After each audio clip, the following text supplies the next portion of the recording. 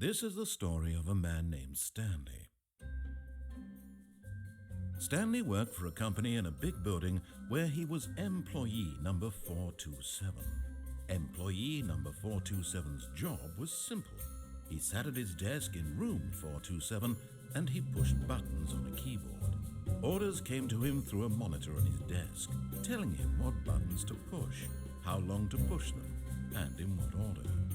This is what employee 427 did every day of every month of every year. And although others might have considered it soul-rending, Stanley relished every moment that the orders came in, as though he had been made exactly for this job. And Stanley was happy. And then one day, something very peculiar happened. Something that would forever change Stanley. Something he would never quite forget. He had been at his desk for nearly an hour when he realized that not one single order had arrived on the monitor for him to follow. No one had showed up to give him instructions, call a meeting, or even say hi.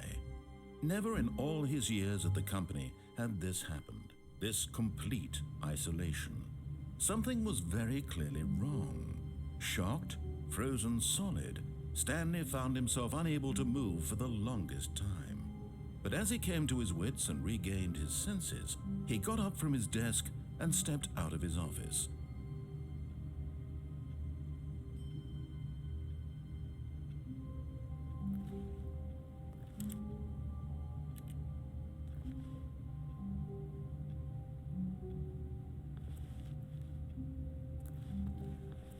All of his co-workers were gone. What could it mean? Stanley decided to go to the meeting room. Perhaps he had simply missed a memo.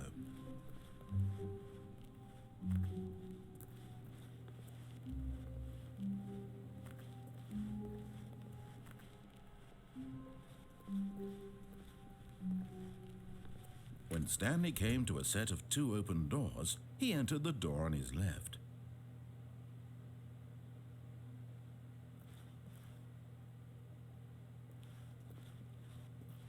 This was not the correct way to the meeting room, and Stanley knew it perfectly well. Perhaps he wanted to stop by the employee lounge first, just to admire it.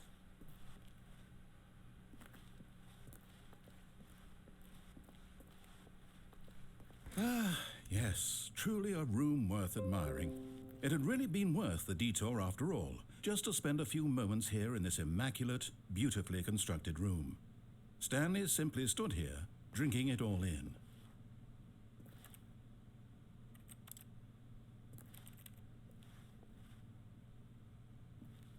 Yes, really, really worth it being here in the room. A room so utterly captivating that even though all your co-workers have mysteriously vanished, here you sit looking at these chairs and some paintings. Really worth it.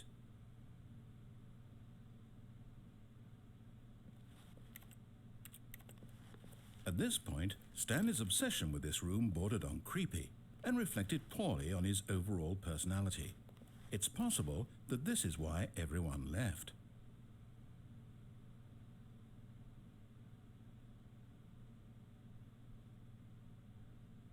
Stanley sat around waiting for more dialogue, but when a long time had passed and there was no more, he decided that the game was trying to send him a message. But at last, he'd had enough of the amazing room and took the first open door on his left to get back to business.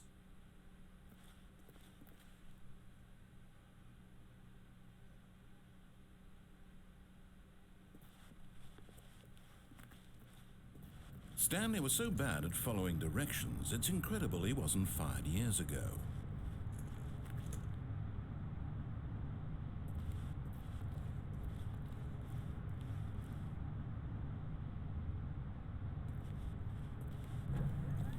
Look, Stanley, I think perhaps we've gotten off on the wrong foot here. I'm not your enemy, really, I'm not. I realize that investing your trust in someone else can be difficult, but the fact is that the story has been about nothing but you all this time. There's someone you've been neglecting, Stanley. Someone you've forgotten about. Please, stop trying to make every decision by yourself. Now, I'm not asking for me, I'm asking for her. This is it, Stanley. Your chance to redeem yourself, to put your work aside, to let her back into your life. She's been waiting.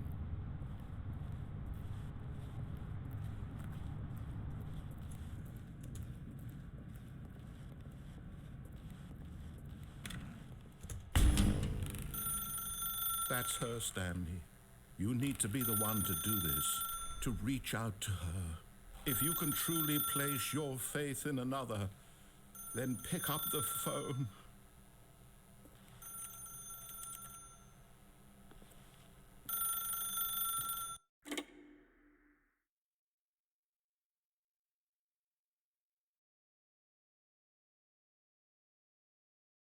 Oh, Stanley, is that you? Hold on, sweetie. Sorry to keep you waiting. I'm just pulling the bread out of the oven. All right. Okay, there we go. All right, now, I want you to come in and tell me all about your damn wall. Gotcha. Oh, come on. Did you actually think you had a loving wife who'd want to commit their life to you? I'm trying to make a point here, Stanley. I'm trying to get you to see something. Come inside. Let me show you what's really going on here.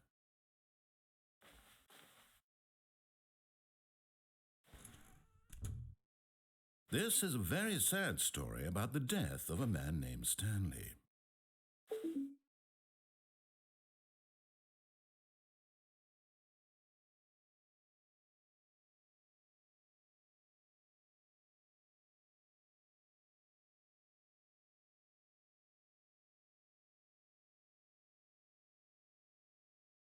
Stanley is quite a boring fellow.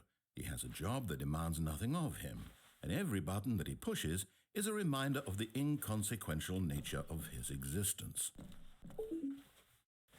Look at him there, pushing buttons, doing exactly what he's told to do. Now he's pushing a button. Now he's eating lunch. Now he's going home. Now he's coming back to work. One might even feel sorry for him, except that he's chosen this life. But in his mind, he can go on fantastic adventures. From behind his desk, Stanley dreamed of wild expeditions into the unknown, fantastic discoveries of new lands. It was wonderful. And each day that he returned to work was a reminder that none of it would ever happen to him. And so he began to fantasize about his own job. First, he imagined that one day while at work, he stepped up from his desk to realize that all of his co-workers, his boss, everyone in the building had suddenly vanished off the face of the earth. The thought excited him terribly. So he went further. He imagined that he came to two open doors and that he could go through either. At last, choice. It barely even mattered what lay behind each door. The mere thought that his decisions would mean something was almost too wonderful to behold. As he wandered through this fantasy world, he began to fill it with many possible paths and destinations. Down one path lay an enormous round room with monitors and mind controls. And down another was a yellow line that weaved in many directions. And down another was a game with a baby.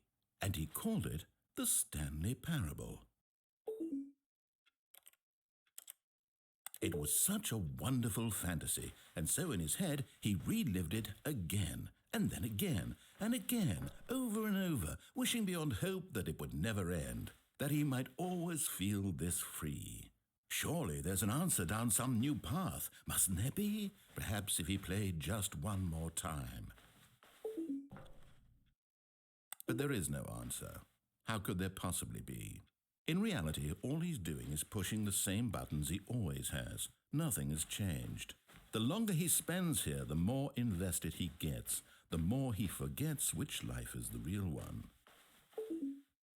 And I'm trying to tell him this, that in this world he can never be anything but an observer, that as long as he remains here, he's slowly killing himself. But he won't listen to me. He won't stop. Here, watch this. Stanley, the next time the screen asks you to push a button, do not do it.